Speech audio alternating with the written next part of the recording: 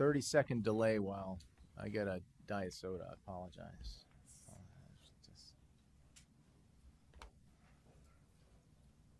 thought we had more time. Sorry. I thought we had more time. Nice traffic in Central Florida, sir. Yeah. If only we could do something about that. All right. We're working on it. All right. We have a lot in the plans. All right. It is, seeing that it is actually 10:31, I will call this meeting of the Central Florida Tourism Oversight District to order. Welcome, everybody. I think it's been, about 6 weeks since we got together? Nothing of consequence has happened in the world. I'm glad. It's been very quiet, and that's good. No, it's good to be back. Good to be back. We'll start with our invocation, introducing our guest. Socrates Perez is a dedicated local pastor with deep roots in the Orlando community. He was raised in Orlando and graduated from West Orange High School in Winter Garden. He earned his bachelor's degree from Rollins College in Winter Park. Socrates has been blessed with a strong foundation in Jesus and the church. His diverse background has given him unique opportunities to experience and appreciate the Christian faith through various cultural expressions. I'll say Pastor Perez serves as the worship pastor at Horizon West Church, where he oversees service programming and is proud of the congregation's spirit of worship. He is committed to bringing hope and reconciliation to the world with love and grace of Christ. That makes two of us, Pastor. Would you please lead us in prayer?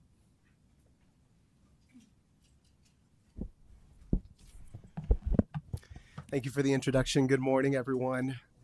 I feel honored, deeply grateful for the opportunity to share this moment with you as you begin your day together. And as a Christian pastor, so much of my point of view is informed by the Bible. So naturally, as I've thought of you, I've been reminded of the words of the Apostle Paul, who says to acknowledge those who work hard among you and to hold them in high regard. And today I want to say thank you for being in the business of serving the people who live in and visit this incredible area that you oversee. Thank you for your service. And on behalf of the church to which I belong, Horizon West Church, we hold you in high regard. As I understand it, this invocation is a way of seeking wisdom and favor from God in all the collaborative work and critical decision-making that will be taking place today, potentially affecting massive amounts of people. I heard about the traffic. This might affect a lot of people, right? And but sometimes we ask God for favor without stopping to ask what he wants from us. And other times we think we know what God wants. We think we know he wants the right words spoken in prayer, or the right songs sung, the right religious practices like fasting. And we mistake religious piety and activity for the actual desire of God's heart, which is to love and care for fellow human beings created in his good image and beloved by God. And I believe that the Bible makes his desire clear throughout Scripture. In Isaiah 58, it says, "Is this not the kind of fasting that I have chosen?" This is what the Lord says. "To loose the chains of injustice, to untie the cords of the yoke, to set the oppressed free and break every yoke. Is it not to share your food with the hungry, provide the poor wanderer with shelter, when you see the naked to clothe them, and not to turn away from your own flesh and blood? Then your light will break forth like the dawn, and your healing will quickly appear. Then your righteousness will go before you." And I believe it's clear that God desires that we care for all people, particularly for vulnerable people, those who are mistreated, hungry, without a home. And he calls us to consider and care for those that society tends to discard. And so when we fulfill these things, we partner with God, not against him, in order to bring about his favor in our lives, in our work, and in the world around us. And so I encourage you all today and every day, as you make the important decisions and seek God for his direction and blessing, that you would consider and act upon that which truly stirs the heart of God. And that is that we would do justice, love mercy, and walk humbly before him, seeking the interests and welfare of others above ourselves. I invite you at this moment, let's bow our heads together and pray this morning. God, I give thanks this morning for the people in this room. I believe that they are not here by accident, but that you have a plan and purpose for their lives and for this time. I know that you love them, and we know that every good and perfect gift comes from you. So we begin expressing gratitude for life, health, relationships, the resources you've blessed us with so that we can in turn be a blessing to others. Your word says that if anyone lacks wisdom, they should ask God, who gives it freely without finding fault. So today we put our hope and our trust in you. And I ask that you would grant wisdom, discernment, direction, and favor on my brothers and sisters in this room. Jesus, while on earth, you said, "Blessed are the peacemakers." And in a deeply divided world, we ask that you would help us to be agents of peace and reconciliation. Help us to bring about unity, to be a beacon of light as we foster an environment of mutual respect and care for all people created in your image. We recognize your desire for us to be a blessing to others, and we ask for your help as we seek to care for all people, especially those who are vulnerable. God, we want to partner with you in the good work that you want to fulfill in and through us. Thank you for choosing us for the moments ahead. In humility, we pray this bold prayer that you would guide us to seek the interests of those we serve, even above our own. And finally, I ask God that you would just encourage and strengthen my friends in the room right now. If they feel burdened, that your presence would bring them peace. If they feel downcast, that your presence would bring them joy. If they feel discouraged, that you would fill them with your hope. And if they are tired, that you would strengthen and revitalize them to not grow weary of doing what is good, for at the proper time they will reap a harvest if they do not give up. Help them to know today that they are appreciated and that their labor is not in vain. I ask all of this in the power of the name of Jesus Christ. Amen. Amen.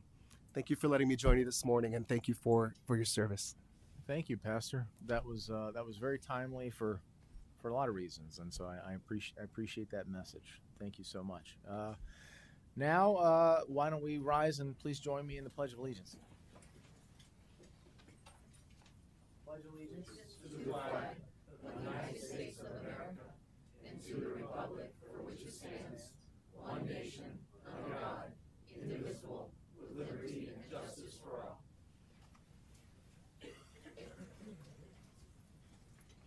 Thank you. Now, we will hear from Eddie Fernandez, who will present our Safety Minute. As many of you are probably preparing yourselves, I know I am, families across Central Florida are preparing to send their kids back to school. So it sounds like it may be a topical message for us. I want to thank Mr. Fernandez for putting the Safety Minute together for us. Eddie, please. Thank you, Mr. Chair and members of the board. And to all of our guests, we want to remind everyone, as we usually do, on the evacuation procedures. In the event that there is an evacuation necessary and you're facing the front of the room, there are the double doors on your left and right. The ones on the right will lead you out the front of the building where you entered this morning. If you exit the ones on the left, there is an exit on the back side of the building and a trail that you can follow around the building into the parking lot area.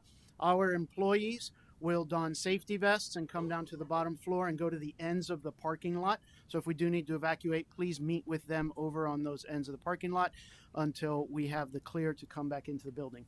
We also have a first aid kit and AED at the security desk up front if it becomes necessary to use. Mr. Chair, as you were saying, our safety theme for this morning, back to school safety. August is National Back to School Safety Month in the United States, and we very soon will start to see school buses on our roads, in addition to students walking, riding bike, and in some cases driving themselves to school. If you have children that will start traveling to and from school before and after the sun is out, please make sure that they're wearing something that makes them more visible to drivers. Review important road rules with them and make sure they understand where to stand and how to walk safely, where to walk safely.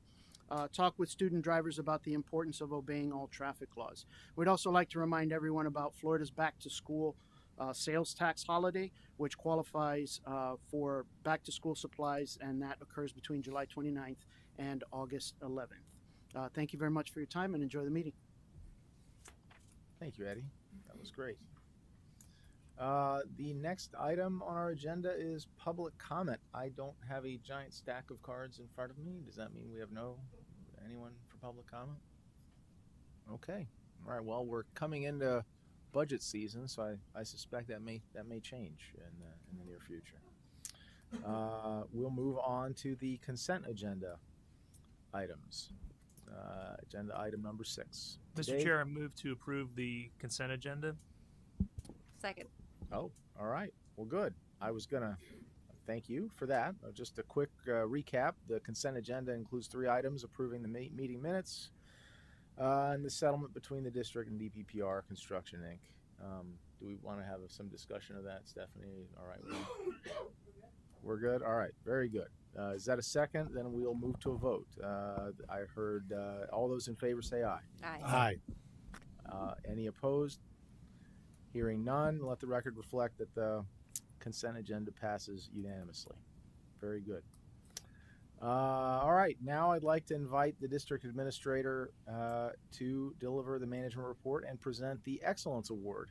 Stephanie, floor is yours. Thank you, Mr. Chairman, and I would like to call our fire chief up to the podium to talk about the most exciting thing we have in the manager report. Good morning. Bittersweet, shall I say? Yes, very much so. Good morning, members of the board, District Administrator Kapolosis.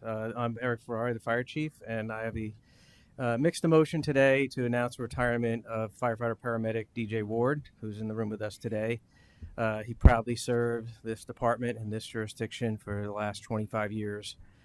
You could tell the brotherhood and sisterhood of the fire department's alive and well by the crews that have showed up to recognize his service and give him a good send-off. So just a little bit about him. So especially in the last few months, he and I actually have grown pretty close and shared a lot of good conversation about his career.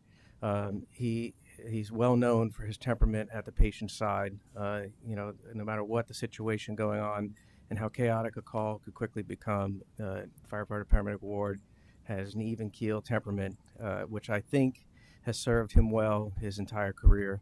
I believe Deputy Chief Roger Smith also that served with him might want to say a comment or two. He's a man of many words. I caution you. I look forward to hearing him. And while he's coming up, I just want to, DJ, thank you personally. Thank you for what you've done for the fire service, but for our jurisdiction, but also thank you for the time you spent with me yesterday. Appreciate that. Good morning. As Chief Ferrari said, I'm Roger Smith. I'm the Deputy Chief. DJ and I have had the fortune to work together. He was hired a few years before me, so he had more experience, more seniority. We worked together both as firefighter paramedics on the rescue, and most recently he was assigned to my shift when I was a shift commander. When I was a young, very green paramedic, as Chief Ferrari said, he always had a calm demeanor, didn't let anything get him excited. When it was my turn to treat the patient, or I was the lead paramedic, if he saw me moving in the wrong direction, he'd lean over and say, you think that we ought to do that? And he would help me and many other young new paramedics on the way to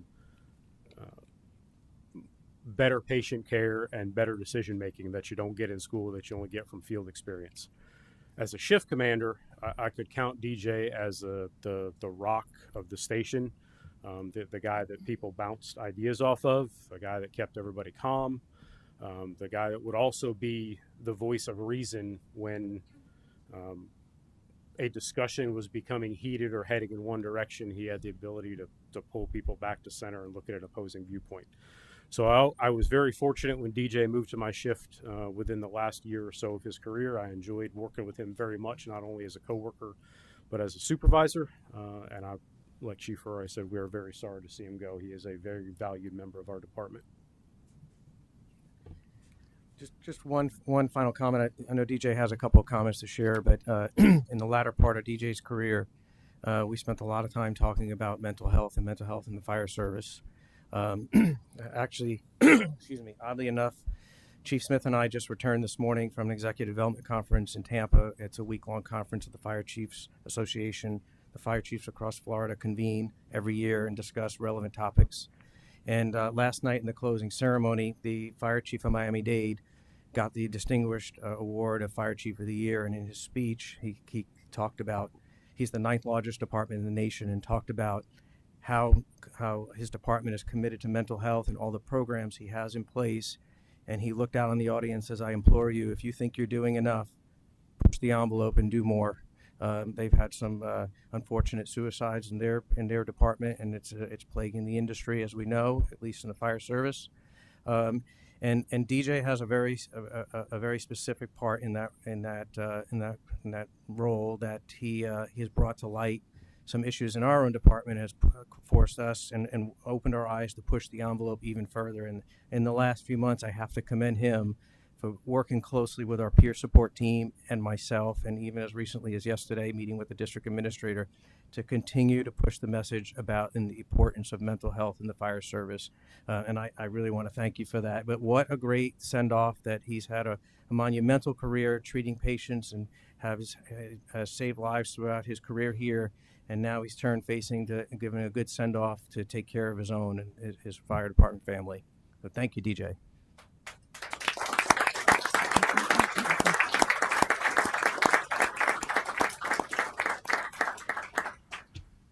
Thank you. I really want to thank you guys for the recognition. I want to thank Chief Ferrari and Chief Smith for being here, Chief Moulton, and all of my shift mates back there. That's my crew back there, my boys and my work wife. But I had a wonderful career here. But I wish it had been better. I wish I had been able to be a better employee, because about a couple of years into my career, I had my first pediatric code, and I work a lot with kids. I coach kids, and I spend almost all my free time doing something, volunteering with children or something like that. And so that hit me hard, and I've had the unfortunate luck of being a person who got probably more PD codes than anybody has. So my mental health declined throughout my career, and so my desire to be a good employee declined, or had to have a good career. I had a lot of aspirations when I started out, and what I ended up doing was just living, surviving. A lot of that is my fault. I take responsibility for that, but a lot of it was a stigma that is attached that you don't ask for help or that you don't seek help, and we need help. I know that now, because I tell everybody now that maintenance is a lot easier than repair. So I would implore you, as administrators and as the governing body of this district, to make mental health a priority among all employees. It's not just firefighters, because my story sounds really sad and tragic, but it's ordinary. It's an ordinary story. I'm going to read some names now.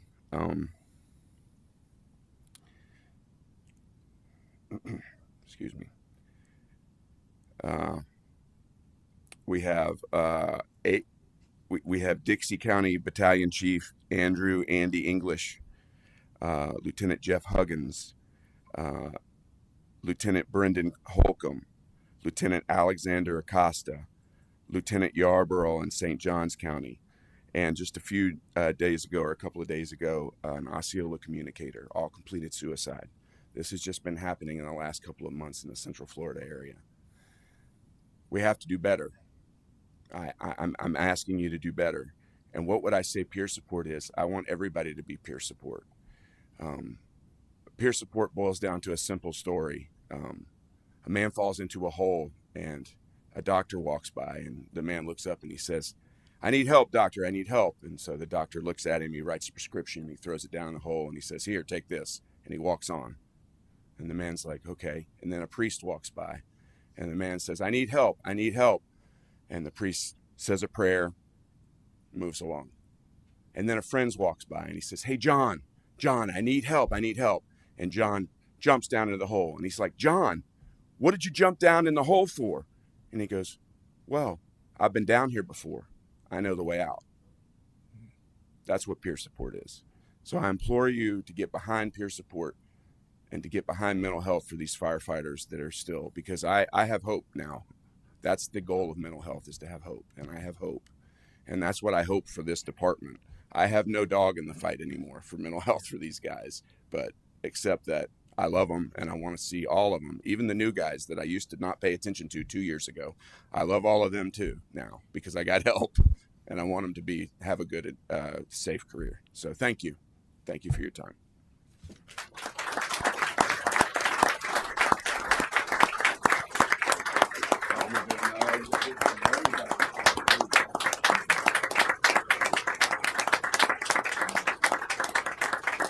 Wait, DJ, can we get a picture real quick? Can we do just a quick picture with the board and the fire chief?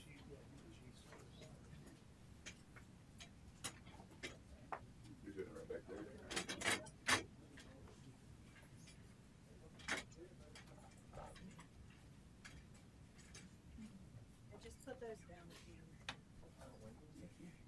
Roger, come on. Act like you belong here. Now. Can we get the crew? Yeah, come on. I don't know if they. Yeah, come on, Everybody. You want us tall people in the back? You want to sit on my shoulder? I want you right beside me. Chief, I'm not going to comment. Do you have a panoramic? Is it panoramic? Yeah, everybody get in. We do the fire folks. Stephanie, you got to. Yeah, let's do the firefighters Okay. first. Scoot That would be in the great. middle, That's a great and then we'll idea. do the board with and Okay. The suits. I think who's that person? Yeah, thank you, Jay. Chief, can you step forward?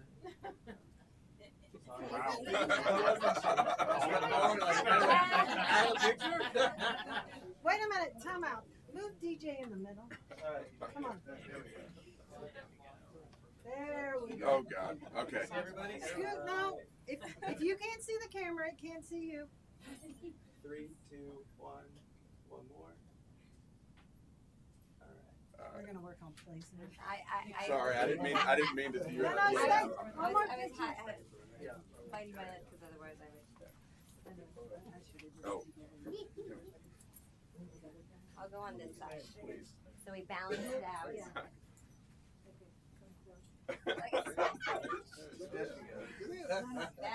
you gotta get in here. Yeah, here. You have to get in here. Yes, you do. If I have to be in the picture, so do you. 3, 2, 1.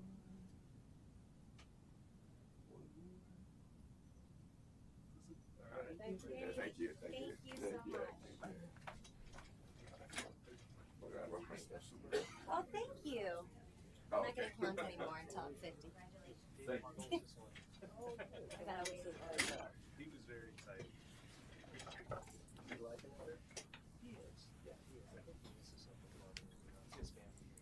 I'll be quick with the rest of my report, Mr. Chairman. Sure. Just a couple things to report. As you can imagine, we're knee deep in the budget now. I think Susan may kill me before it's over, but she's been very patient. But we'll continue to work on that, and we'll talk more about that at the end. Just to give you an update, one of our driving things is the comp plan. Mm-hmm. So the procurement went out under traffic counts. That came back. They're moving forward on traffic counts already, so we're coordinating that appropriately. Great. The procurement went out for the consultant. We want to have someone on board, as we discussed, that would review and be a part of the policy pieces of the comp plan. That went out. The letters of interest are due back on August 12th. So that's out there now. So we're moving quickly on that so we can have what we need necessary to complete that in the time that was agreed to in the agreements. Great. Thanks, Stephanie. That is all I have. Thank you, sir. Okay. Now I guess we'll get into these. Was that the easement? Like, we got to do the easement report, right? Right. All right. Right. Well then, Catherine will be quick.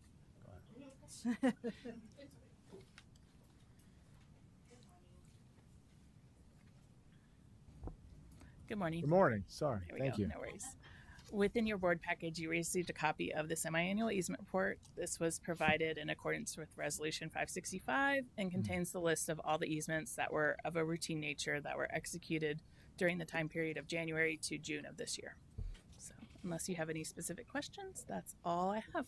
Thank you. Okay. And Mr. Chairman, if I might add, the resolution that she referenced was a resolution that was passed in 2015 that allowed the district administrator to have the ability to sign off on all of the easements. I think at this point in time, it is more appropriate that on the permanent easements, the board would review those and we would bring those back to you, normally under consent unless it's a weird one. There will be certain temporary easements that I think would, particularly construction-wise, that would be to keep things moving, okay, Right. for me to still sign off on. Those that had any long-term that we would bring back for the board. So this will be the last time we do it this way. If y'all agree, we'll bring back, if we have to bring back another resolution that pulls that back, then we'll do that as well.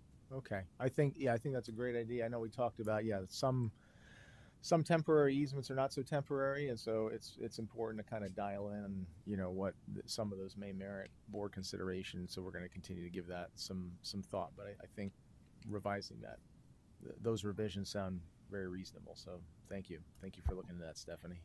With that, we will move on to next item on our agenda, 7.3, the third amendment to the amended and restated labor services agreement for the Reedy Creek Energy Services fiscal year 2025, annual adjustment to the operational services fee in an amount not to exceed $35,157,921. And for that, I would like to invite our guest, Chris Ferraro, up to discuss this fee.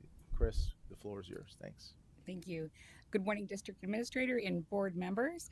Thank you for your time and the opportunity this morning to talk to you about the fiscal year 25 annual adjustment to the labor services agreement between the Central Florida Tourism Oversight District and Reedy Creek Energy Services. This is for the suite of comprehensive utility services provided to the district. So I'm usually here each month talking to the district staff and the board members about projects to improve the district's critical infrastructure, and today I get the very unique opportunity to talk about all of the RCS organization, which is very near and dear to me. As you all know, I've had a whole career in the utility industry, over 30 years. I'm going to stop with the specific numbers of years, but over 30 years, and I have to say it is a great privilege to work with the RCS team. I consider them some of the best skilled professionals and tradespersons I've seen throughout my career. So I'll get past that mushy stuff and we'll put my engineer hat back on and take you through the details of this agreement for today. So there is, as everyone knows, an RCES CFTOD labor services agreement for utility services that extends through 2028. Inside of that agreement, in section 7.1.3, there is a requirement for RCES to submit an annual adjustment each fiscal year. That needs to be submitted before July 1st of the prior fiscal year. So on June 28th, RCES met that requirement and submitted the amendment to the district. And just looking at all of the terms that are in there at a very high level, there are no material changes, reductions, or additions in scope from the utility services provided in fiscal year 24 to fiscal year 25. All of the duties that RCES performs are described in great detail in the labor services agreement, and then we put them even more detail into the annual adjustment of services. But at a very high level, RCES provides labor services during normal and emergency conditions. So we're here day over day, and we're in the buildings during hurricanes for maintenance, repair, renewal, and administration of the 8 district utility systems. It also gives us an obligation to cause or perform all repairs and replacements of parts as needed for efficient and economic utility operation. The labor services agreement also provides labor for commissioning of certain capital assets and expense-funded programs and purchases. Inside the labor services agreement, we also provide financial services, and we're knee-deep or else hip-deep, I'm not sure, into the budget on the utilities side as well. And we'll be talking to, we have our financial services manager, Brian Abood, in the room, and we've been working on those recommendations for the board's consideration on utility rates and budget for fiscal year 25. Our RCES Utility Business Affairs team administers and manages the district's electric and natural gas supply portfolio, and I think you'll hear from Jen Albritton a little bit about that later on today. From time to time, RCES also supports the district staff with annual financial audits, reviews from rating agencies, and we file all required permits with regulatory agencies on behalf of the district.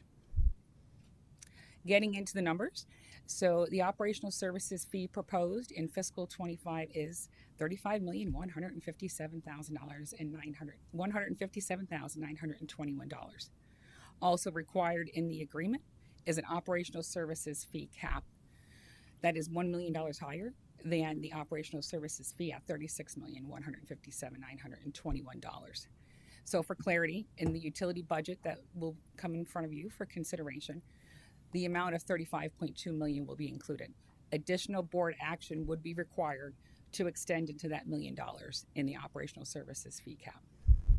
That fee represents about 404,000 billable hours for operational services at an average annual billable rate of $87.11. This is a 1.9% increase over fiscal 24's amount of $34.5. In dollars, it's $655,000 and change. The increase in rates is really driven by the salary increases to the folks working at RCES, offset by a raw rate and actual hours true up across all of the roles in RCES. The table at the bottom of the slide provides that detail. You can see the 1.9% increase. And you can also see in fiscal 25, we're forecasting about 800 hours of additional labor supporting the district utilities, and an overall rate increase of 1.7%. In fiscal 24, the rate was $85 and change, and now we're at 87 and change. Also included in the scope of the annual adjustment for labor services agreement is a forecast of the fiscal 25 utility capital program. We're forecasting about $42 million in the overall program for fiscal 25. Again, all of this would come through and flow into the budget, but to forecast our labor, we need to forecast the projects that we'll support or propose to support in fiscal 25. Those hours for design and support services are about 24,000 hours proposed for fiscal 25. The dollars for that funding are included. It's capital labor, so it's inside of the cost estimates for projects that you'll see in the budget proposal. This is a significant decrease from fiscal year 24, about a 27.7% decrease, almost $950,000 or more from last year's fee. There's two primary drivers of the why that fee is decreasing. The first is a continuing shift in RCES to use our internal engineering staff to supervise professional engineering services of others. That allows us to scale and support asset refurbishment as well as property expansion. So instead of doing all of the design in-house, we're doing design. We're having our engineers act as design managers.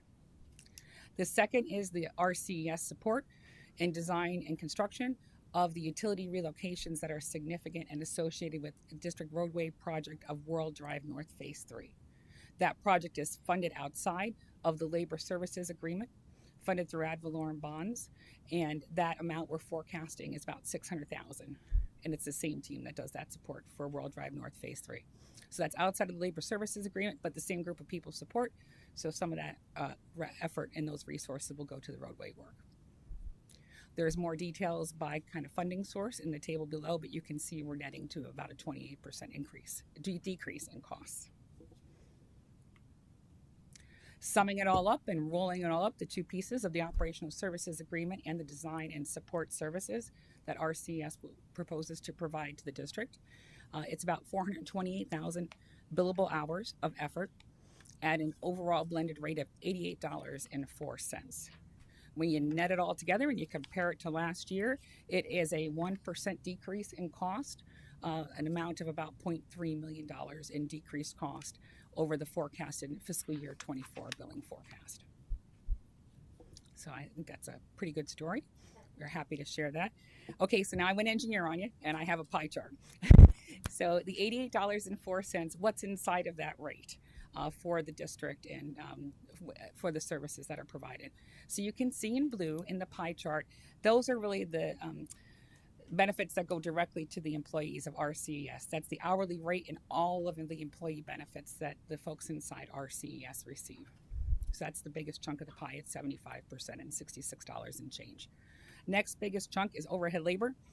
I am in here, but there are many other people that are also in here.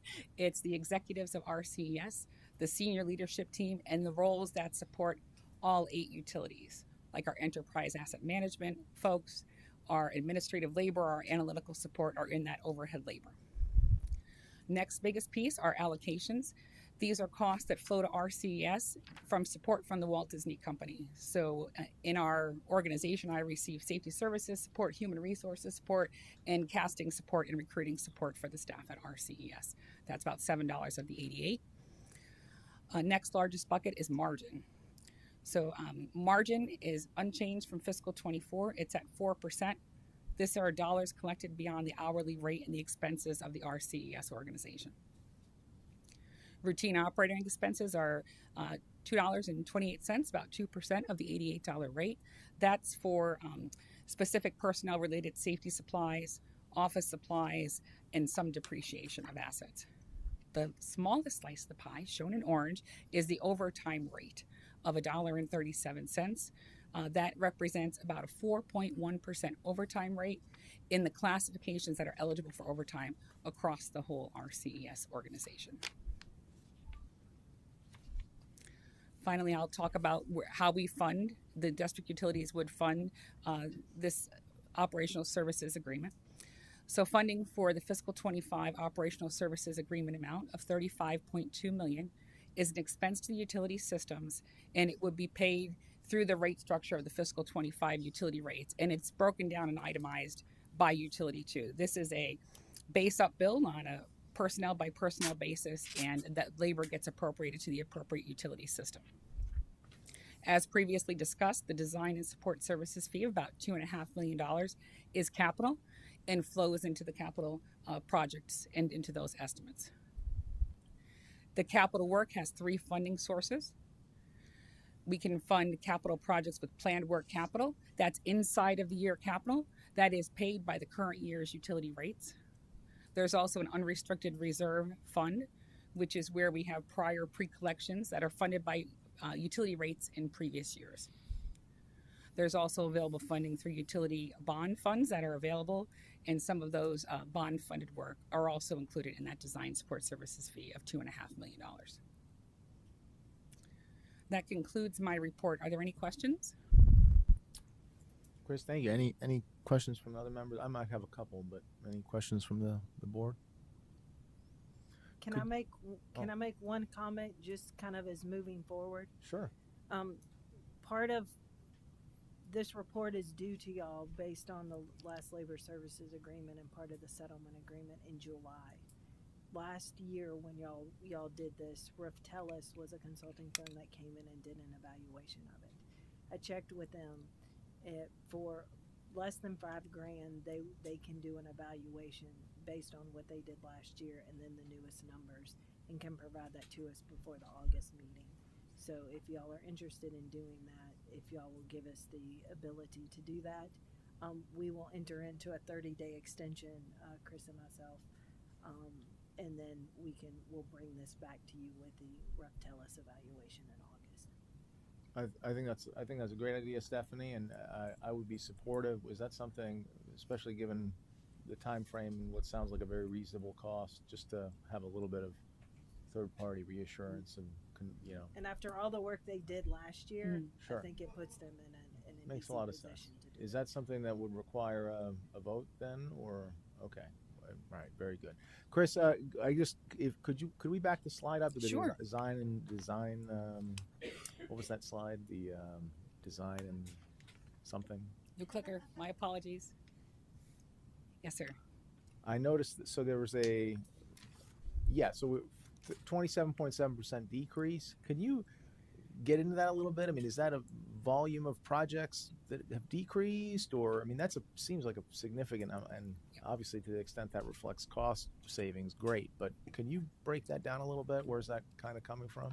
Certainly. So the 2 factors that I talked about are kind of that external management of design, right? So we have a number of engineers inside of our CES, but we're limited by the scope of work they could produce if we did all of the designs ourselves. So we're moving to a model where through the district's procurement process and through the CCNA process in Florida, where we procure engineering services from outside firms and the engineers inside our CES, They'd implement the specifications that we have, and our engineers would review and approve.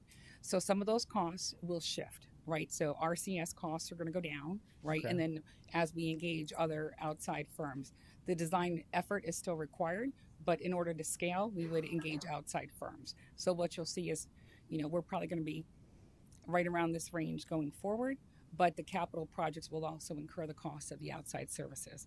But that lets us scale. If we don't do it through outside folks, then we're limited to the resources that are in-house, and it's hard for us to be flexible enough to support all of the asset replacement that needs to occur, and very concerned about the property expansions that are coming and meeting all of those needs as well.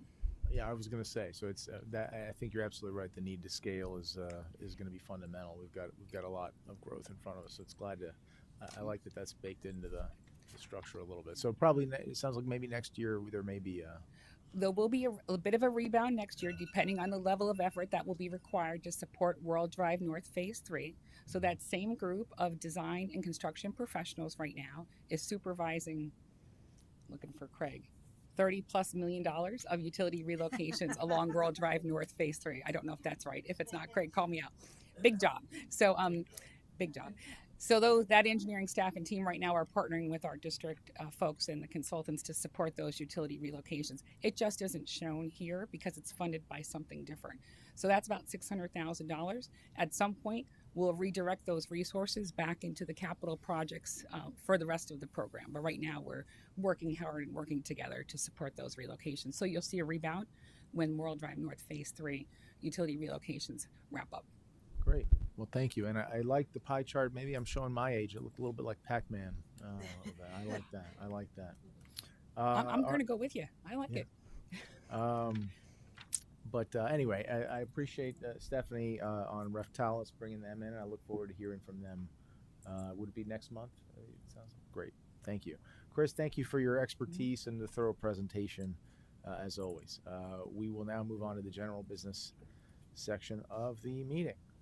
There's quite a bit under this section. The district team's been hard at work over the last month or so. 5 items to cover under general business. First, we will hear from Jennifer Albritton from Reedy Creek Energy Services, who will present items 8.1 and 8.2. Jennifer. Okay. Good morning. Thank you. I really appreciate being here today. So this is the 10-year renewal for contract number 5114, utilizing Florida Gas Transmission Company for natural gas firm transmission system for an estimated annual cost of $2,570,000. So CFTOD uses natural gas for various utility requirements and entered into a natural gas pipeline transportation service agreement, contract 5114, with Florida Gas Transmission Company, FGT, in October of 1993. The agreement allows CFTOD to use FGT's pipeline system to transport natural gas supply to CFTOD's natural gas customers. The district, through this item, would exercise its contractual right to extend the agreement for another 10-year period beginning on August 1st of 2025 through July 31st of 2035. So this graphic here actually shows the interstate pipelines serving the state of Florida. Over on the left-hand side, it shows the 3 major pipelines. That's Florida Gas Transmission, Gulfstream, and Sable Trail. These 3 large pipelines bring approximately 4 BCF or billion cubic feet of gas into the state of Florida every single day. Florida Gas Transmission is a pipeline that's shown in blue and extends all the way down to South Florida. They also have the capacity to deliver directly to CFTOD. The box that's on the right-hand side actually shows the firm transportation rates for Florida Gas, Gulfstream, and Sable Trail. Florida Gas Transmission is the most competitive rate of all 3 that we have in the state. Okay. This graphic actually shows FGT in more detail. The FGT pipeline is actually a 5,000-mile pipeline that extends all the way from South Texas into South Florida. The 7 receipt points that are actually highlighted on this are the delivery points on FGT for CFTOD. Those are actually injection points where we receive gas. So the pipeline takes the gas and transports it to CFTOD. These points are periodically reviewed to ensure that these locations offer advantageous pricing to CFTOD. In summary, CFTOD utilizes the Florida Gas Transmission Interstate Pipeline to transport natural gas supplies to the CFTOD customers. The Florida Gas Transmission rates are the lowest firm interstate transportation rates. The 10-year renewable period is August 1st, 2025 through July 31st, 2035. The estimated annual cost is $2,750,000 and is funded through utility rates. And this is a request to renew the FGT contract number 5114. Any questions? Great. Questions from the board? Thank you, Jennifer. Is there a motion to approve the 10-year renewal of contract 5114? Move approval. Second. All those in favor say aye. Aye. Aye. All opposed say nay. Hearing none, let the record reflect the motion passes unanimously. Thank you. Thank you. Now, item 8.2. Okay. Jennifer. Yes, this is the First Amendment of the Agreement for Purchase and Sale of Electric Capacity and Energy with Florida Municipal Power Agency, all requirements power supply, with an estimated annual capacity cost of $6,004,000. The district purchases electric capacity and energy to serve customers' demands and meet the Florida Reliability Coordinating Council capacity planning and reserve requirements. The capacity of the supply portfolio is sized to meet the peak load plus the reserve requirement. In 2022, the district entered into a purchase agreement with Florida Municipal Power Agency to supply capacity and energy beginning in January 2025 through December of 2029. After entering into the Florida Municipal Power Agency agreement, a planned resources availability shifted to the fall of fiscal year 2026. A replacement resource is required to supply the capacity needs and to comply with the reserve requirements of 15% for the state of Florida. In addition to the Florida Municipal Power Agency, CFTOD made capacity inquiries within the Florida power market, including Duke Energy Florida, Florida Power and Light, and the Orlando Utilities Commission. The three alternatives did not have the capacity nor did not have competitive pricing. This First Amendment allows CFTOD to change the term of the contract and to increase the contract quantities for fiscal year 2025.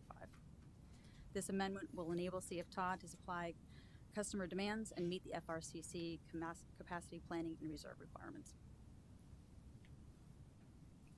In summary, this First Amendment provides a replacement resource for a previously planned resource. This amendment will enable CFTOD to supply customer demands and meet the FRCC capacity planning and reserve requirements.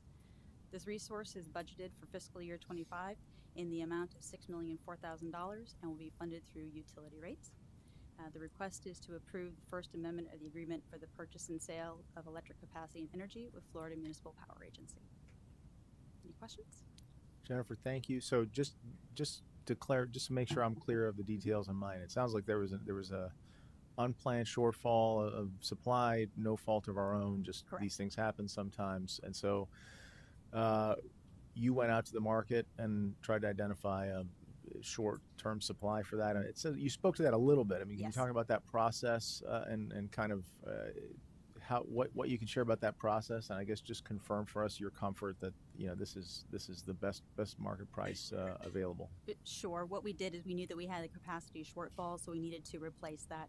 So we went to different counterparties within the state of Florida asking for that shortfall amount to see if they could supply it, and if they could supply it, what the competitive pricing would be.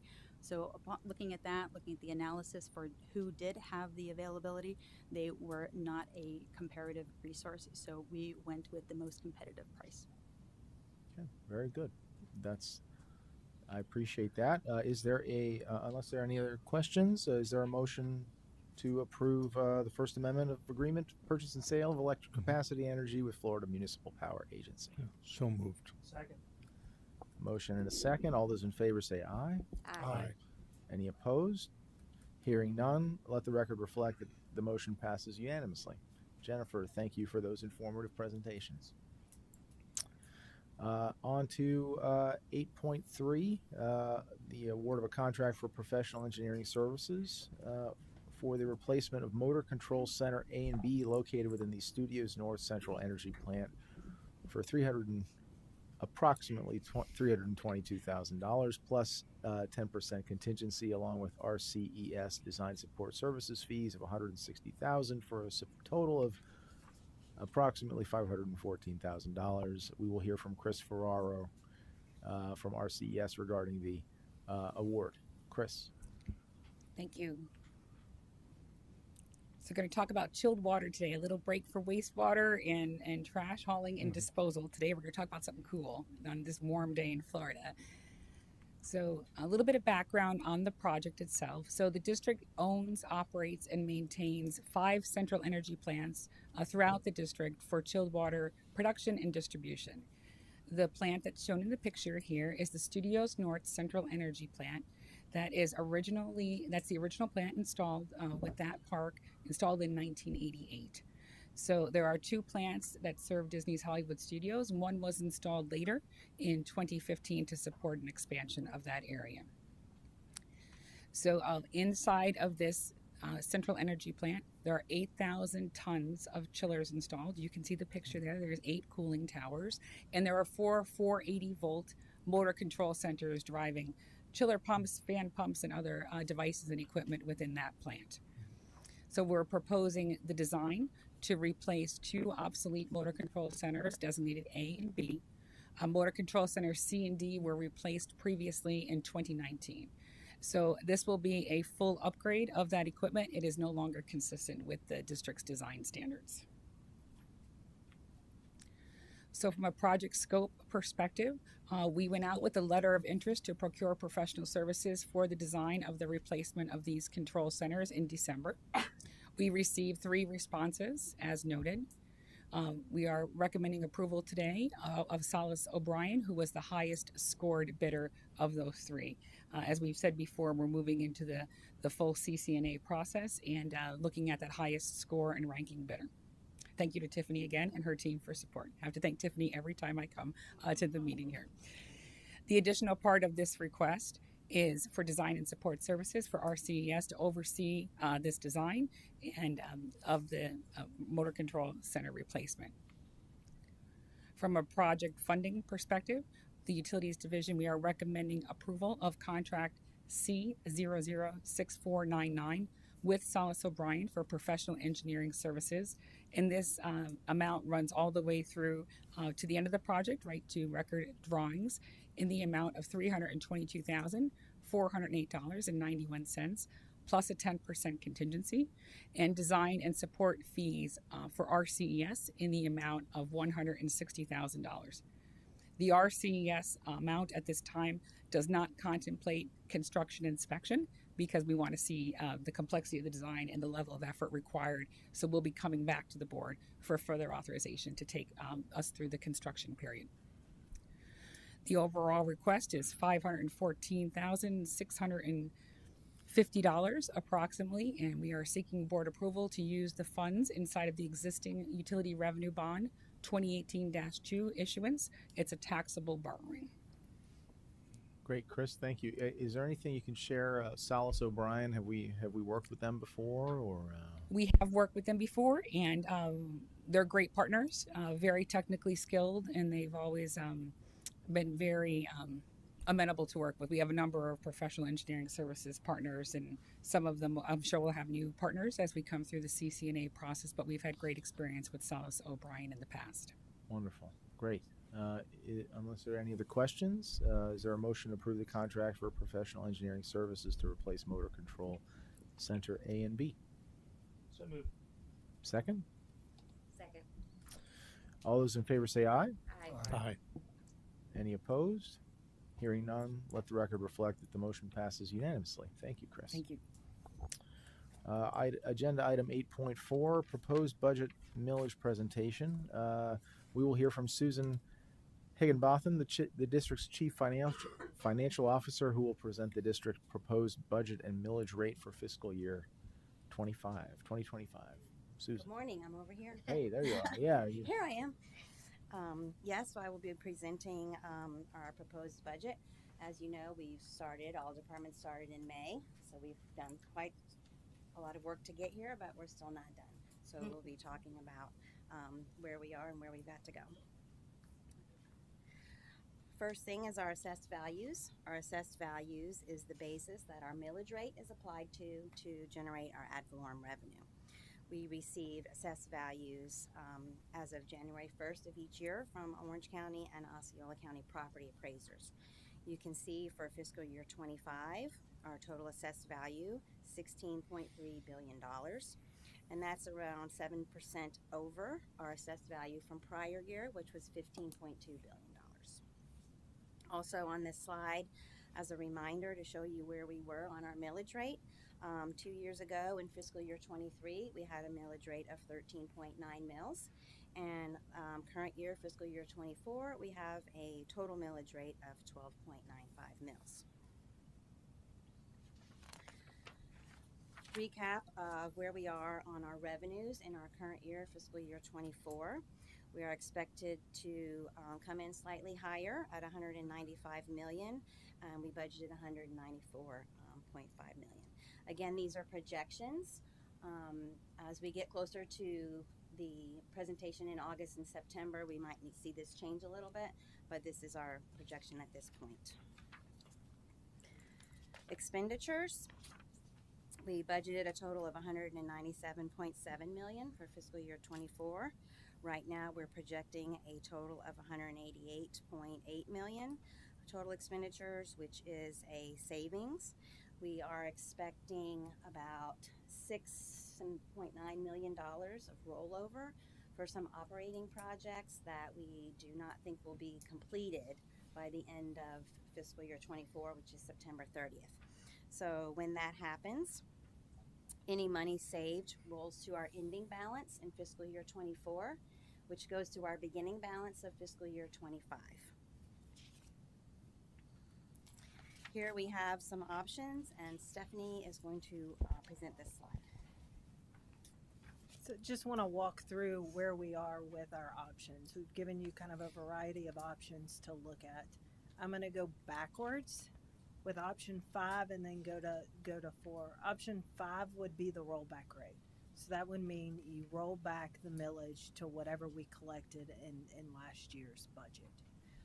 The fourth option would go with the same millage rate that we have this year. So keep in mind, because we have agreed to bonding, the additional bonding, we would need to, that's why you see the debt millage rate is 4.17. That's got to stay consistent because we've committed to that. And then we would lower the operating millage accordingly, since one has to keep the same millage. Option number 3 would be based on increasing the debt service, but keeping the operating millage at the same rate. That would be a millage rate of 13.16. Option number 2 would go back to last year y'all reduced the millage. It would go back to the previous year's millage rate of 13.9. Option number 1 would be truly the maximum, which would be increasing to give us, it's about a 5% increase over if we had the 13.9 millage rate for current year. It would be a 5% over that. I think the challenge for us is there's quite a bit of maintenance work and construction that needs to be done. We're still working on a 5-year and a 10-year CIP plan that would really give you a broad look at what we're doing and what needs to be done in the future for y'all to get a better sense of. But those are things that need to go up. I think you see with the investment that Disney is making in this area, we're going to see the increase in infrastructure needed. And so we just need to be prepared for that. If you want a recommendation, my recommendation would be number 2 is go back. I want to make sure we're all clear. We're voting on a maximum millage. We just have to have these numbers into the state to make sure that's the highest we can go. We still have a lot of time before September, including the workshop in August, for us to continue to work through, refine what we're asking for, especially related to equipment. We're seeing equipment taking a year, 2 years, 3 years to get some of our equipment, particularly related to fire rescue. So we're making sure that we're being prudent with you on what we're asking for. Okay, great. Any questions from the board? There may be some discussion on this. I have some thoughts, but any questions or comments from the board? And can I make one Oh. comment though? When you look at option number 1, that would require a unanimous vote of the board. Option 2 and 3 would require 4 out of the 5, and option 4 and 5 would require a majority vote, 3 of you. Okay, all right, good to know. Well, I will recognize Supervisor Ongst. Thank you, Mr. Chair. Yeah, just some questions just on process. So today we have it on the agenda as proposed budget and millage presentation. You're looking for a vote to set the maximum rate that it will not exceed in September so that the state can be prepared for whatever it is that we come back with, right? So today we're setting the maximum rate. And so, you know, one of the things I'm most concerned about is I want to make sure that our taxpayers and our team members have everything they need from us as a district to be successful.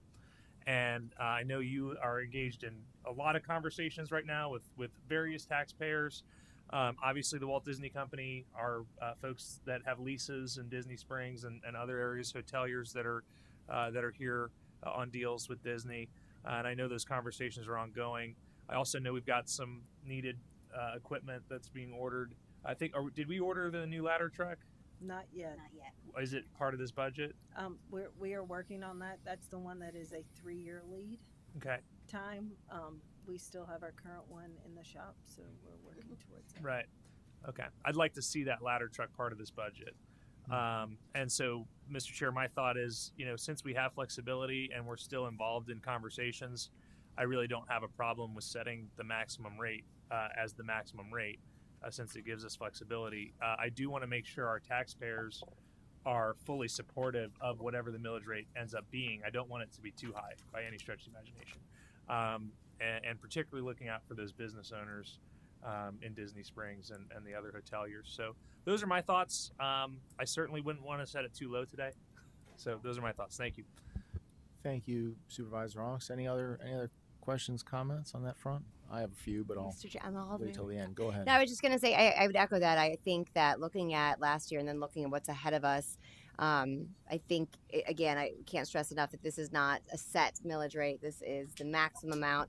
I know that there'll be ongoing discussions from now until August that really will allow the team to sharpen their pencils so we have a more accurate assessment of what we indeed do need.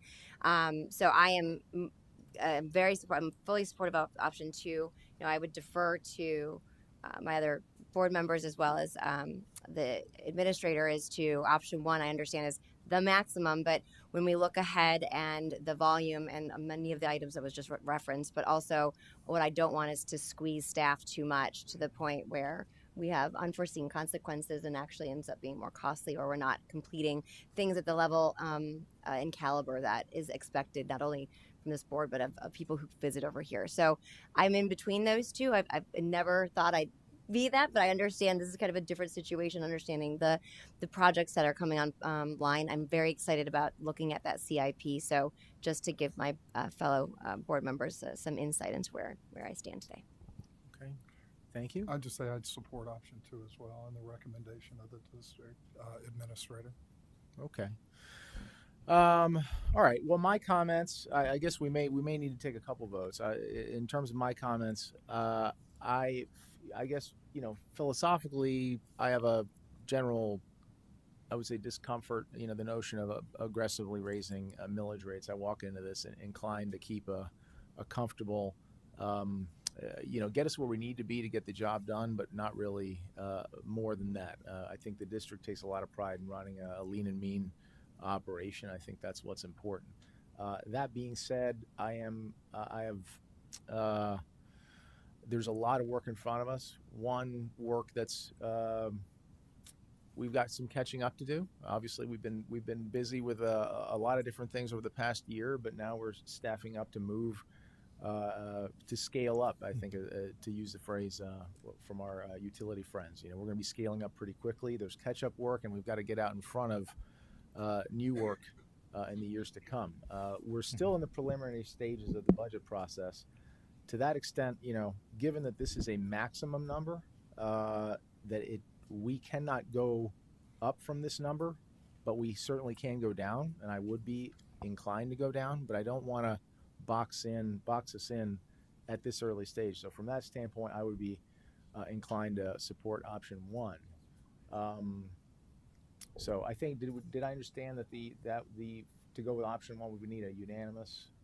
Okay, so why don't we work our way? You would need a unanimous in September. Not today. Oh, not today. Okay, well, good.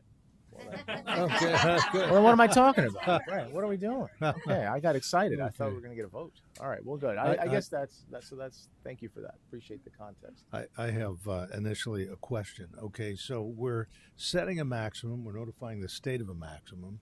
Are we then legally constrained? If we were, let's suppose we select option 2, and after due analysis and the rest, we really determine the millage rate should be 14.0. Okay. Do we have the ability then to go? Is it the state that is setting this as an absolute limit? And is there a way, if we were to make a decision today that indicates really it is our goal to stay below, so let's say option 2, but we really don't have, obviously a lot of things we have to do. We don't have full information on everything. And the future being the hardest thing to predict, I would, my preference would be option 2, but I would like to understand what happens if we were to get to a point where we said, it needs, the total millage rate needs to be a little bit above that. You're saying could we ultimately land somewhere between option 1 and option 2, or I suppose option 2? I don't mean for now, because obviously we don't. Eventually, right? But in other words, if we were to go through everything and say, you know what, we didn't realize that it was going to be as costly. Why would one of y'all like to speak to that? Yeah, there's a process. It is quite laborious if we want to go above. Okay. Yes. But so my recommendation is to set it. It's easier to set it higher today than go through that process. But there is a process that we could go through. Okay, and then who gets most affected if we select option 1? Are we saying that the various businesses in the district then are going to be initially making their plans based on that? Is that the primary concern? Yes, Okay. it gets printed on their notice of proposed taxes or their trim notice. So whatever you decide today will be sent to all the property, all the taxpayers, and invites them to come to the public hearing. Okay. Again, we can lower it as we work on refining the budget. To raise it, it is possible. It's very laborious. Okay. So in terms of what's just procedurally, in terms of the vote, is there a vote needed at this point? Yes. To select the maximum number. Right. Okay. So then, Brian, you have. I was just going to say, I think a lot of work has gone into this, and I know Susan's working year round, like not just, March through September, but a lot of work has gone into this. Stephanie is hitting the ground running like a marathon in a sprint pace. So I don't know that I have enough information today to set it too low. That's my concern, right? So I would rather go with option 1 today, with the goal and the direction to the staff to work with the taxpayers and making sure that we set it as low as we possibly. Let's set it as low as we have to accomplish what it is that our taxpayers are trying to accomplish. Does that make sense? That's my view. Yeah. So I would be in favor of option 1 today, knowing that there's going to be a lot more work between now and September. Mr. Chairman, may I just, is one piece then, I know that the administrator had mentioned this previously. If you think about our taxpayers, there's large variance in what their operation, their size. And I know that because of this change, understanding and having the opportunity to really understand what that impact would look like, while we're all here, they're running their businesses and may not realize that that is in fact the maximum, and then get that trim notice. And you know, we don't have to, I mean, we understand what the economy looks like right now. So there is some hesitation. I think it errs on the side of caution. And again, looking at the work that y'all have done as far as, do you feel comfortable if we're at option 2? Is that substantial enough, or is it more opportune to have a little bit more flexibility? Again, I think we're having the conversation. We understand we can go down. I believe all of you will be very prudent as far as fiscally responsible and what those decisions are. It's just also the shock factor that I want to be cautious of for our taxpayers. And as I committed to you, Supervisor, that I'm going to get out and meet with the businesses, particularly the mom and pops that are in their area. But look, our partners are all up and down this road, as well as at Disney Springs. So I will continue to commit to that and making sure they understand what we're doing and what the need is. Wonderful. No, I think that's important to note just publicly as well. Thank you. Supervisor Perry. Yeah, did I hear correctly that the recommendation of district administrator and of the district is option 2? Yeah, okay. I would say, then I would support option 2. I would say too much money is not always a good thing. And I think we've heard from the experts to say they believe that we should fall within option 2. So I would support option 2. Okay. I'll echo that too. Yeah, I think it's a good spot to land in. All right. I guess I'll wrap it up. We may have a slight difference of opinion, and that's okay. Again, as I said, I'm really, my inclination would be, I'm not inclined to get too aggressive on the millage at all, but I am wary at this stage of boxing ourselves in. I think option 1 gets us to, it's what, a 4, is it 4 or 5% above the prior years? It would be 5%. The way we got to option 1 was, as you and I discussed, the 5% over what if the millage rate was 13.9. If you maintain that millage rate from year before last to this year, it would be 5%. Okay.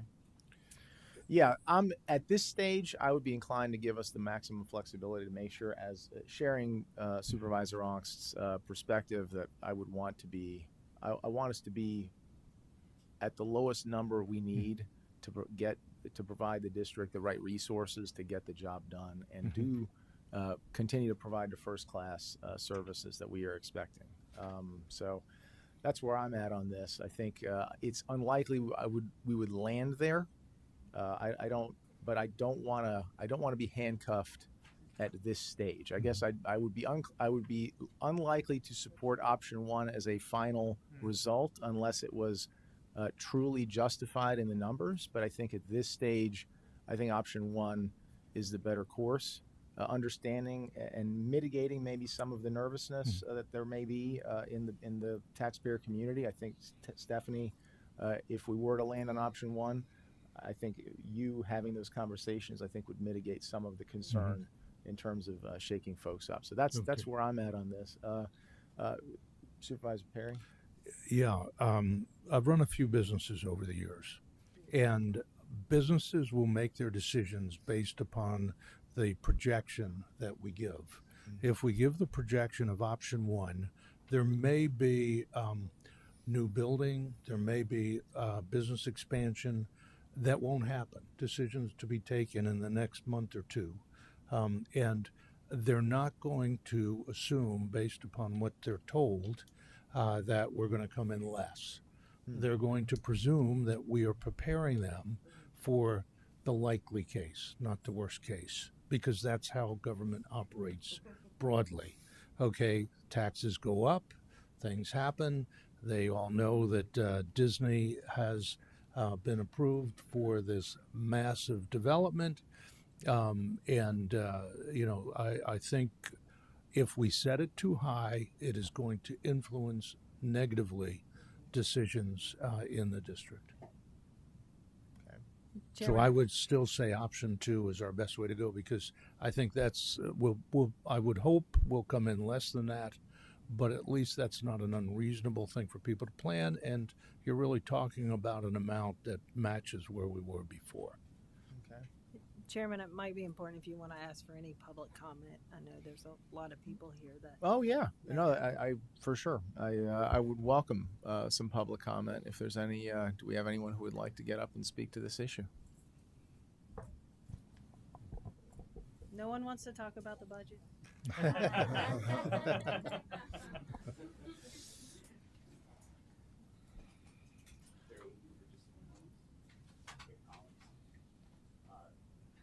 Morning, everyone. Morning. So my concern is just. Thank you. Appreciate that. My concern is this. There is a ton of work that needs to be done just in the fire department alone. And I'm only speaking from that because that's all I know. I'm sure every department head across the entire district probably shares very similar concerns. You guys have done incredible work bringing the fire department back up to what we considered full staffing. But just as a reminder, that full staffing number is our pre-COVID levels of staffing. This has not added any additional units to the road. This hasn't added stations. It hasn't staffed our 2 specialty apparatus, our Bronto truck, which, as was alluded to, is in the shop and has been for a while. We also have a heavy rescue or squad truck that is unstaffed as well. The NFPA, the National Fire Protection Association, recommends 43 firefighters as our initial response to a high-rise or large commercial or industrial structure fire. With our 32 per day, 16 of which are on ambulances, so very likely to be off running medical calls, potentially off property altogether, transporting to one of our local hospitals. The number that we can reliably say can respond to a fire is 16 on any given day. Just something to consider as you guys are debating over this millage rate. Again, I tend to agree with all of you. I don't love the idea of raising taxes, but I think giving yourselves the flexibility with the higher option 1, you can always roll that back. But like has been said, it's very, very difficult to increase it if you set it too low. Thank you. Thank you, sir. Appreciate that. Any other comments from the public? Okay.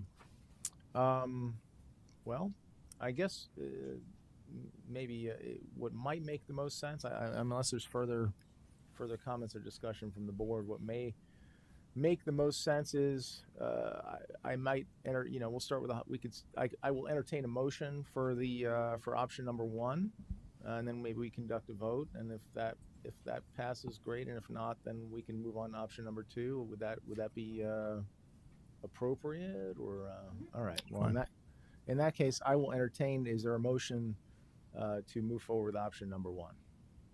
So moved. Okay, I will second it, and then we may need. It sounds like we may have a. Should we do a roll call, or would that be appropriate? All right. In that case, why don't we start? Well, I guess one of you all call the roll, or how does that? How does Chairman. That go? Aye. Supervisor Ungst. Aye. Supervisor Perry. Nay. Supervisor Mateer. Nay. Supervisor Ziegler. Nay. All right. So that motion fails. Make a motion for option 2. Second. All right. Shall we then? I guess. Roll call, Chairman. Aye. Aye. Supervisor Perry. Aye. Mateer. Aye. Ziegler. Aye. Very good. The motion passes unanimously. Option number 2 it is. Okay, thank you very much. And we'll just, on the last slide just shows what's coming up. We do want to talk about the budget hearing and the time. So we'll get back to you on that. We may need to do it a little later based on folks' schedules. So we'll keep you updated on that and advertise appropriately. Okay. Well, and thank you, Stephanie. And look, just to recap that, I want to thank our Susan, the finance team, partners at Reedy Creek Energy Services, and our district employees for the very hard work and the excellence they provide our taxpayers. All your services on this invaluable part of the experience, and millions of visitors enjoy annually. And to the public, thank you for participating in the work we do, and thank you for the public comments. And we look forward to really digging deep and sharpening our pencils on the budget in the months to come. And I invite you all to continue to. Those that will be impacted by this to come prepared to comment at the upcoming meetings. On to item 8.5, final item on the general business agenda.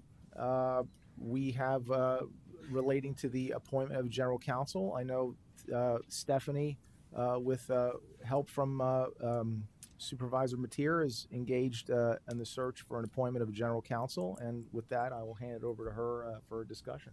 Sure. Thank you, Chairman. Just want to be brief in my comments. One of the things when the new board came in, they looked at outside versus inside. I think that's been a discussion all along. We certainly have good outside counsel on a lot of different areas. As when I came in, I thought it was important for our team to have someone here day to day. So just want to introduce and give him an opportunity to talk. Roy Payne, who has been in this community for a very long time. He has served as an attorney with the city of Orlando for over 30 years. Comes with quite a bit of experience and certainly can hit the ground running. So I'll let Roy turn it over to him for a few comments and then for your discussion. We will recognize the distinguished gentleman, Mr. Payne. Thank you, Vice Chairman. First of all, I'm very excited to be here. That's one of the things I want everybody to understand, that it's exciting to be here. It's exciting to have this opportunity, and I do appreciate it. I was at the city for a little over 33 years. Even had a few cases with Kurt over that time frame. All good. But so it even though I'd been there as long as I had, it was a great experience, great people, learned a ton. It was time for a change, and this opportunity felt like the perfect kind of change. And so far it has been. It's been great. The employees have been great. The support has been great. I really couldn't understate how much I appreciate the employees we have and the support that they've given me. So the district, as you know, is a very unique animal. It's a special kind of organization. It makes it interesting.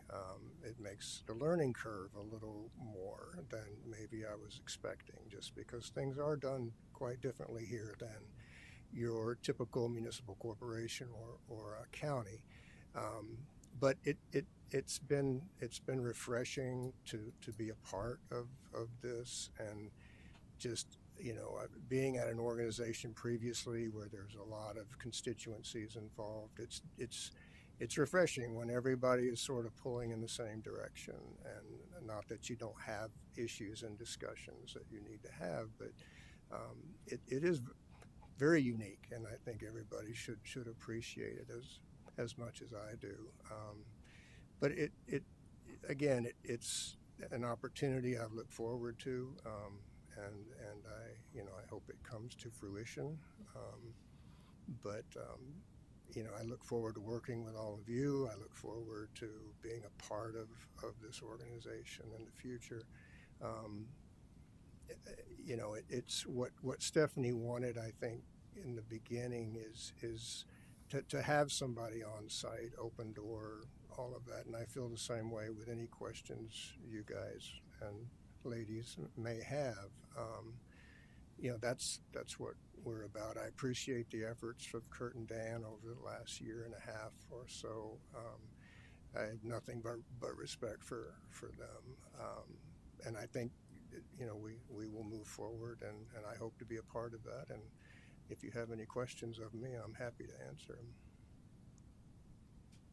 Great. Roy, could you tell us again how many years of service at the city of Orlando? 33 and a few months. And I have 4 daughters. We are his, hers, and ours. My youngest is 12 years old, and I still haven't got her to understand I don't work at Disney. I don't see Mickey Mouse every day. I don't see. I think eventually I'll get her to understand that I'm not in Disney proper. But she's very excited about coming to lunch, and going to the Rainforest Cafe or something across the bridge there. But the older ones are, I think I was telling somebody, are more into Universal. Sorry, but they'll come back around, I'm sure. You know, so it's been even the 3 or 4 weeks I've been here have been very entertaining for me and my family, and it's a great group of employees. I'm sure you know that, and it's just you know, I'm looking forward to it. Right. Thanks, Roy. I know. I mean, look, I think over the last couple of years, I think obviously the governor and his team and everyone on this board has made a lot of effort to educate the public on how this board in this district is different from Disney, but we haven't gotten all the 12-year-olds yet. So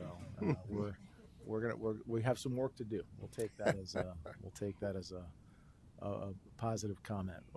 Very good. Any other questions from the board? Any Mr. Chairman. or comments? Yes. I just wanted to add, Supervisor there's oftentimes the discussion about internal and external, and certainly this well, as you mentioned, this district is very unique. I mean, just look at the trim notice and how completely reverse that is from a usual conversation that you'd be having on a governing board or taxation board. And so, but I do think that tremendous work has been done over the last year and a half, and I'm really happy with where we are landing. It has, you know, we didn't know what the next day would be when we started this, but to look at where we have come, I think everyone in this room, I think on this board, I really have a lot of optimism about where we're going. And so what I think is really helpful and the value of being in person here to continue to provide that support to the staff just keeps us moving forward in the direction that I like to see us going. So I'm very excited about this. Any other comments? Mr. Chair, if I might, I just Yes, wanted to Supervisor Ross. say, Roy, welcome. It's a pleasure meeting you and getting to spend some time with you, and very much appreciate that you'll be here with Stephanie in person every day and working with our awesome team and providing them a very good, extremely knowledgeable, very, very well respected in the legal community and well known in the Central Florida legal community resource. I do want to say to Kurt Arteman and Dan Langley, you have done exceptional work for us. You have been extremely trusted advisors and counselors. You have helped us navigate from the very, very beginning of this iteration of the district to this very successful landing place, as Supervisor Ziegler said. And you are a key, crucial element of the success that you've laid the foundation for. So you've really put us in a position to be successful, and you've put us in a position where now we can have someone here full time that is working on the bread and butter easements, right of ways, you know, things that a normal city, county, local government attorney do. So I just want to again thank you so much for everything you've done, for being there for me. And I know for the other board members, as well as the district administrators and our team, and helping us navigate to this great spot. And also hope and look forward to Roy working with you all in the future with us. So thank you. Any other comments? I'll make a couple before we just, Roy, just to echo, it was a pleasure getting to meet you and getting to know more about your background. And obviously 33 years, at a place like the city of Orlando, a lot of moving pieces, a very complicated place. Look, I don't think there's anywhere, this is a unique place. This district is unique on a fundamental level. Truly no place in Florida, no place in America. But coming in from a complicated background, you know, there's nothing simple about the city of Orlando. There's a lot going on there. It's a big place. It's getting bigger and getting better every day. And you come with a great reputation from that city, so I think you'll be able to come here and hit the ground running. So I'm excited to have you aboard. And obviously, look, Stephanie has placed a lot of trust and faith in you. She speaks very highly for you, and I'm here in support of our CEO, effectively. You know, so I'm happy to move forward on that front. And I look forward to getting to work with you and get to know you better in the months and years ahead. Thank you. Thank you. That being said, I want to comment on and thank our friends Kurt and Dan from Fishback Dominic. gentlemen, bottom line, we wouldn't be here without you. The work that you've put in, certainly in the year that I've joined the board, but going back further, the learning curve was incredible coming in. We didn't know what we didn't know. You all have helped us build policies and procedures that will have made this a best in practice, best in breed government going forward. And we're going to continue to build on that work and that foundation you all have built. Is incredible, and I can't thank you enough for it. In terms of dealing with the litigation and building the foundation and putting the puzzle pieces in place, the 3D chess pieces that you help manage that team and your involvement in that team, to the settlement agreement, to the development agreement. Again, so complicated. I'm not sure anybody, I can't thank you enough for the work you've put in going on. And obviously, there's going to be a lot of work going forward. Some areas where your expertise is unique and your involvement in the district is unique. And I hope that I think there are going to be opportunities to continue to work together in the future. So this is not a goodbye. It is just turning the page on what is going to be a tremendous chapter in the book of this district's history. So can't thank you all enough. And I guess with that, Mr. Chairman, can I make a quick statement? Yes, understand that this is a great opportunity for the district. I've known Roy, like you said, for decades, and all of our dealings together, both in opposition and together, has been great. He's been great for the city of Orlando, and it's a great choice. And I think it's a benefit to the district to have general counsel in-house. There's some good things that only an in-house counsel that's really in-house all the time can provide. So Stephanie has recommended, I think, a very good choice for the board. As Roy and I have talked a little bit, and I've talked to many of you about this, and this district is the most unique local government district in the state of Florida, probably in the United States. It's not only a special district, but a water management district. It's a road district in some combination, pieces and parts. You've got multiple statutory provisions integrated with the Constitution, and then we've got our own special legislative treatment of all of that. So it's unique, and we have offered to assist Roy in anything he needs, and Stephanie, of course, and the board members, as you've requested, going forward. So we're happy to provide that special counsel assistance, and anytime that's needed, we are glad to stand in and step up to assist the board, the staff, Roy, in those capacities. We've got a pre-existing board-approved agreement, so there's no need for any further hiring, and we appreciate all the great times that we've had here.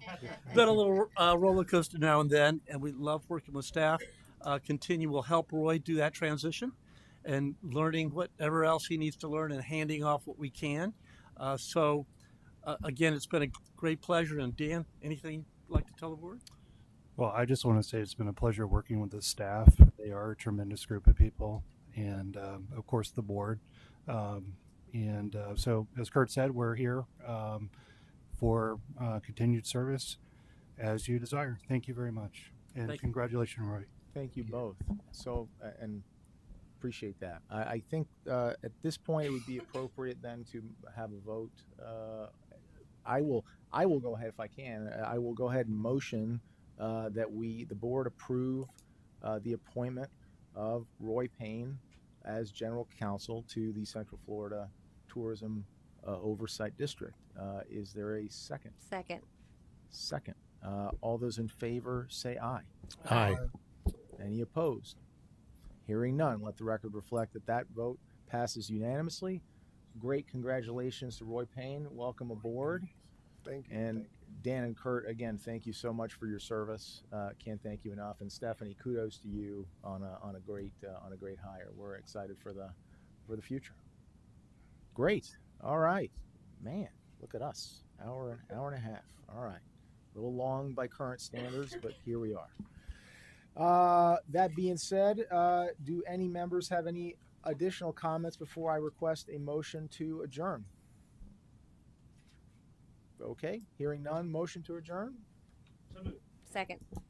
Second, all those in favor say aye. Aye. Aye. We are adjourned as of 12:05 p.m. All right.